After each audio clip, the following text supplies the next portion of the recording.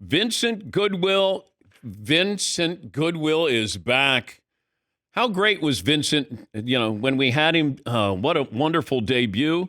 No pressure whatsoever. The Good Word podcast on Yahoo and host of SiriusXM NBA radio channel, Yahoo Sports senior NBA writer. Great to have you on again. Whoa, look at the shoes behind you. Marvin, look at that. That's the most beautiful thing I've ever seen in my life. Okay, the number one seed. Give me the number one seed of your shoes behind you. Back there is probably the Air Jordan ones, the original Air Jordans.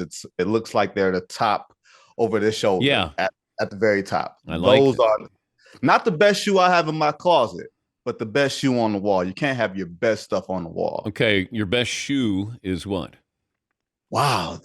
Dan, I'm going to embarrass myself because I might not know. Okay, you know what? The Jordan 3, black cement Jordan 3. Remember the free throw line dunk? Yeah. He did All-Star Weekend in Chicago in 1988. I was all 3 years old then. That particular shoe where he stepped on the free throw line, he did the flying in the air thing, that thing. Okay. Are you married? If I was, I'm not sure if this shoe wall would that's a single guy's wall right there, Vincent. That is. Look, Dan, the shoes come with the package, my man. Okay. If you want me, you want shoes. All righty. The new look Warriors. I love them. They're my team out west. They got youth. You still have veterans there. I don't know if this philosophy of their game plan is any different than it was years ago. Maybe they don't shoot as many threes. They are playing great defense. Assess the Golden State Warriors after last night's win in Boston. I think you said it, Dan. Their defense is much more aggressive. And remember, the key to that depth lineup and everything else that they were doing in the early aughts was how aggressive their defense was. It set up their offense. It set up the pace that the NBA hadn't gotten used to at that point. You saw how they were trapping Jason Tatum at half court yesterday, forcing backcourt violations and traveling violations. Like, those things make teams uncomfortable. And the Boston Celtics are the most comfortable offensive team in the NBA because you want teams to take threes. The Celtics want to take threes. And outside of that third quarter where the Celtics scored 40 points after not scoring 40 in the first half, the Warriors kind of kept them at bay and polished them off in the fourth quarter, even after going down 6.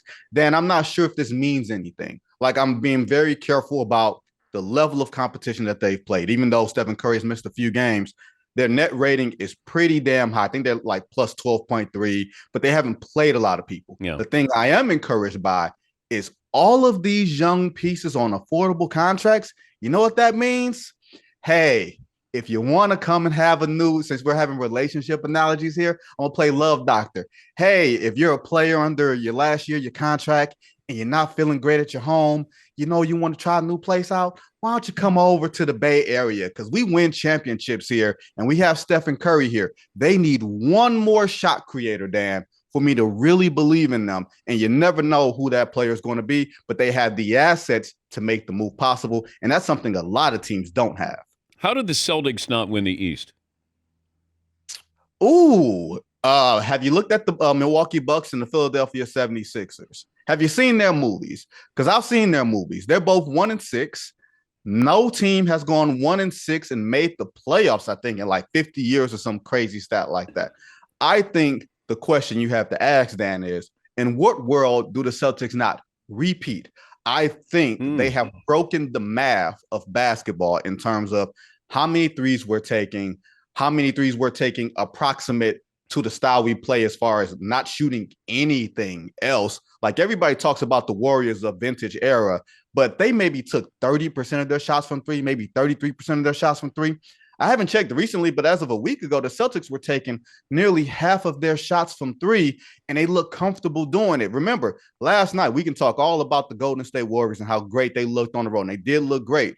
But the Celtics, the champions, were missing 2 of their 3 best players in Kristaps Porzingis and Jaylen Brown, and still almost pulled that win off. Mm-hmm. And Jason Tatum only had a great third quarter. He did not have a great game. He did not put his stamp on the game, and yet and still, because of the math that the Celtics have implemented, a math that I'm not necessarily a fan of, They've broken the game, and they might win because of the math. Okay, I brought this up first hour. If Shaq was coming into the NBA, how would you utilize Shaq in today's NBA where it's about shooting the three-pointer? If Yao Ming was coming in, any of these post players, does somebody get around to maybe they have a counterattack, and that is, we're going to make you pay inside. We're going to dominate you because nobody's really geared towards stopping anybody inside, not even Rudy Gobert. So how would you use Shaq today? If you're saying Shaquille O'Neal at 20 years old is coming into the league, not Shaquille O'Neal coming down the prep path. My fear is that Shaquille O'Neal coming down the prep path, they would try to turn him into a three-point shooter and not into maybe one of the most dominant players we've ever seen. That would be the concern. So Shaq doesn't happen, in your opinion? I think everybody thinks that they're smart. I think the name of the game is get as close to the basket as you can possibly get and dunk on everyone. Dan, you're not 7 feet tall, and neither am I, but I can dream. And I think that if Shaquille O'Neal was a rookie coming out of LSU with the physical gifts that he had, you'd surround him with shooting and you try to protect him as far as the pick and roll and probably trying to keep him away from the perimeter. But you dumping down to that big dude with all the spacing, then you can't double him without leaving someone butt naked wide open, and your bigs get in foul trouble and you control pace. So I do think there's a way in today's game that someone that's special can do it. The problem is, Dan, it takes someone that's special for you to change the way that you play the game. Not just a really good post center, not an Alonzo Mourning, not a Patrick Ewing, really good Hall of Famers in their own right. But you're saying the top of the top, Shaquille O'Neal would be the only person to break the trend of the way the game is played. That, to me, is alarming. He's Vincent Goodwill, host of Good Word podcast on Yahoo's Ball Don't Lie channel, Yahoo Sports senior NBA reporter. If I was going to take the most unstoppable players of all time, let's say top 5, they cannot be stopped. In their prime, can't be stopped. Who would you put? If you're giving me are we doing positions or we're just doing most 5? Unstoppable players of all time? Well, let me say this. That big dude that we just talked about, Shaquille O'Neal, from a stretch from 1999 to 2002, I know it's a very small arena, but there was no one and nothing stopping that man because of his athleticism, his dexterity, his sheer strength, right? Let's have him there. Now I'm saying, let's go to the greatest player of all time at the peak of his powers from, like, say, 1990 to 1993, and that's Michael Jordan, where in a game that was based on the big man, remember the illegal defense rules, the hand checking and everything else, Michael Jordan, that's 6'6" and 210 pounds, was dominating a game that was made for the big man, and he was doing it with his level of physicality. So we're going to have him there. Okay. LeBron James, from 2009 to 2013, when he almost won unanimous MVP, we can have him there where, the athleticism, the both ends of the floor, the fury, right? Have him there. Now it gets interesting because you're asking me, where does Stephen Curry fit into that because of, once again, breaking the math, right? In terms of the three-point shooting, you have to defend him from half court. You'd have to defend him at all points of the floor, including when he does not have the ball. And then I got a surprise for you. I got a wink, wink, nod for you. You're choosing, to me, between Larry Joe Bird, Hakeem Olajuwon, right? Nope. I think those are. Nope. Who am I missing? Kareem Abdul-Jabbar is the greatest, most unstoppable scorer of all time.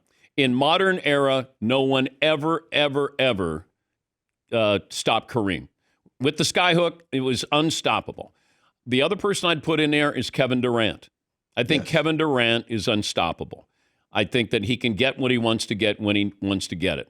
I wouldn't put Hakeem in there. Hakeem might be the best two-way player in the history of the sport and one of the most underrated. Larry Joe had a 3-year run where he was unstoppable. But I can look at the totality of Kevin Durant's career. He's unstoppable. LeBron had 39 last night. So I'm going to factor in longevity with this as well. I thought Iverson was unstoppable as well. I disagree on that one. Okay. I think Iverson was relentless. I think the style in which he played, you can put Allen Iverson with Ja Morant and Russell Westbrook and guys that just keep coming at you, like the scene in Rocky II where Duke was talking to Apollo Creed. That man was getting beat within an inch of his life, and he just kept coming. That's Allen Iverson. That's Russell Westbrook. That's Ja Morant.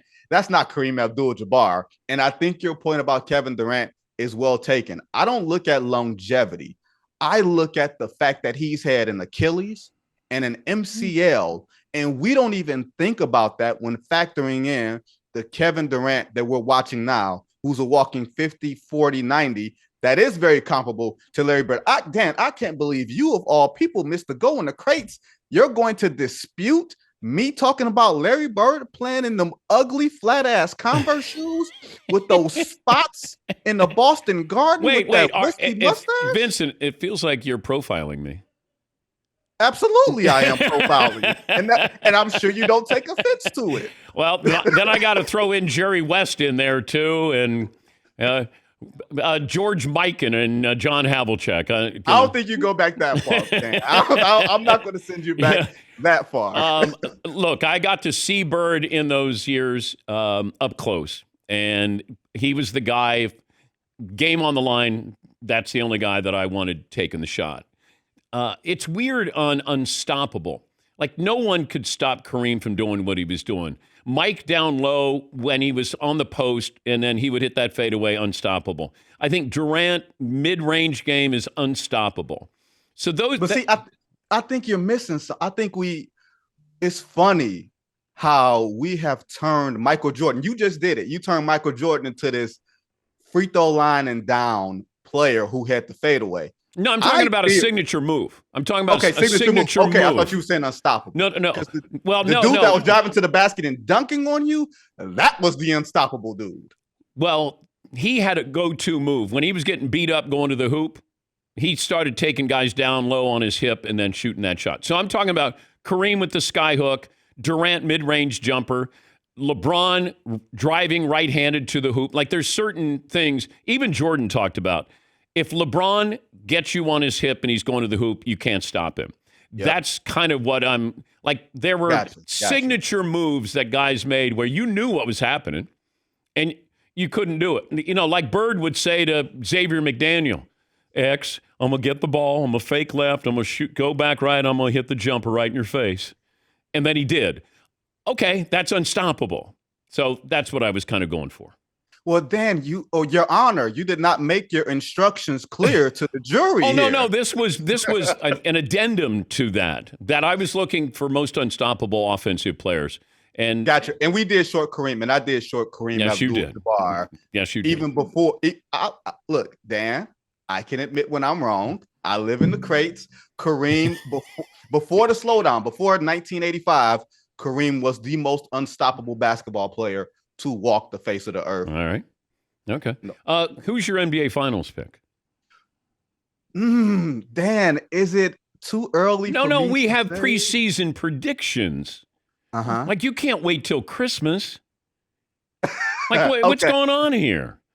Okay, here's what I will say, Dan.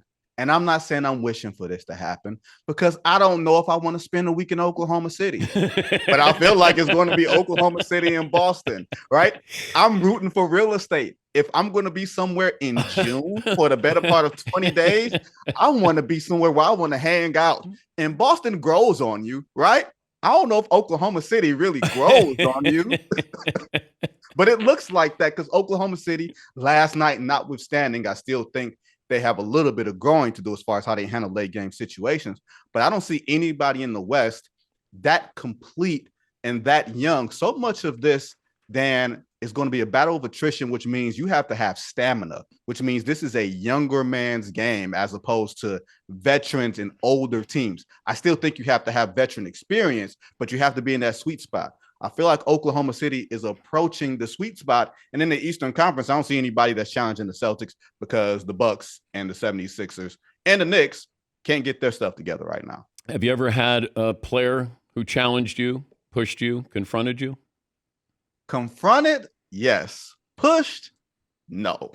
If it was pushed, you'd hear about it. Okay. Trust me, you would hear about it. But confronted, I think when I was a beat writer, you have to have confrontation. Who confronted you? I'll say it because it's statute of limitations. Me and Richard Hamilton, when I was a beat writer for the Detroit Pistons, I wrote something that he didn't like. And as per custom, when you write something, you go into the locker room. You show up. You show up the very next day and you show up on time. That team will send a limo for your behind to make sure that you show up at that arena on time.